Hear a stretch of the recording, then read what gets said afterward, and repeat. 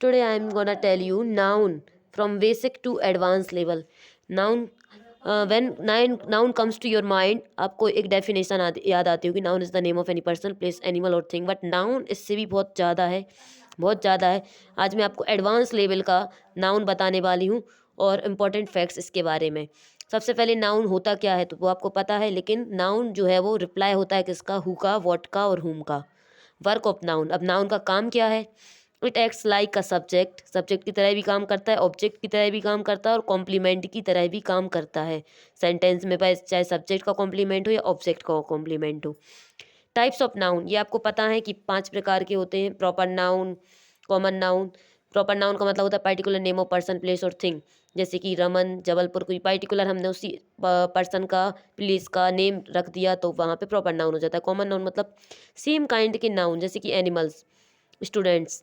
Collective noun, जहाँ पे collection हो सेम काइंड ऑफ नाउन का, जैसे bunch of keys, team of players, army of soldiers, like that. 4th number पर है material noun. It refers to material which is use to make anything. Material का मतलब होता है जो किसी चीज़ को बनाने के लिए यूज किया जाता है, जैसे कि वुड है, गोल्ड है, आयरन है, ईटीसी. अब एब्स्ट्रैक्ट नाउन. एब्स्ट्रैक्ट नाउन क्या करता है? इट शोज क्वालिटीज़, इमोशंस और feelings.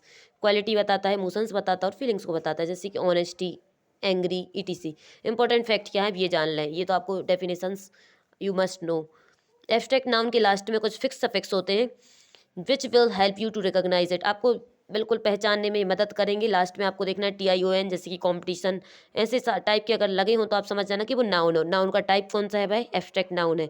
ATION explanation, ION companion, NESS happiness, ANCE importance, ENCE DOM MENT. ये आपको अगर दिख जाए तो आप समझ जाना लास्ट में कि वहाँ ये नाउन है.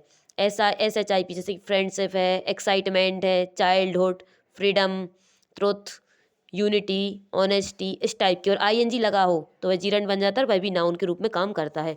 अब फैक्ट नंबर 2 देखें. Abstract noun will always be uncountable noun as well singular.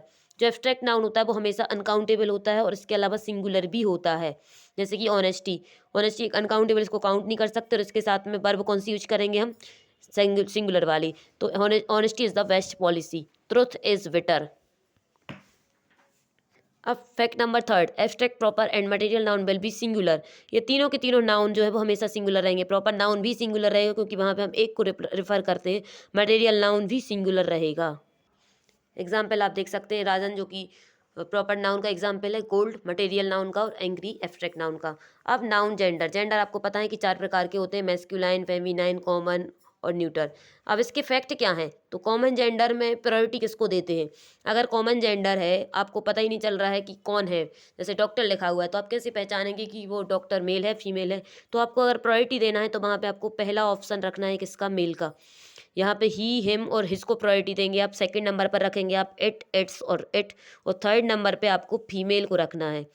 Must remember it, क्योंकि एग्जाम में इसके ऑप्शंस पूछे जा सकते हैं, जैसे कि आया doctor is doing blank duty, तो आपको हर नहीं लगाना है ना इट लगाना है, हिज लगाना है. हिज को प्रायोरिटी देना है. अगर हिज नहीं है तो सेकंड प्रायोरिटी आप देंगे इट को और थर्ड प्रायोरिटी देंगे आप हर को.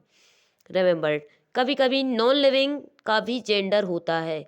कोई कोई ऐसे नॉन लिविंग भी होते हैं जिनके जेंडर्स होते हैं और पूछ लिए जाते हैं, जैसे कि मेल में heart, rude, cold, strength, ETC, ये मेल जेंडर में इंक्लूड करे जाते हैं. फीमेल जेंडर में soft, beauty, warmth, kind, ETC इनको इंक्लूड करा जाता है.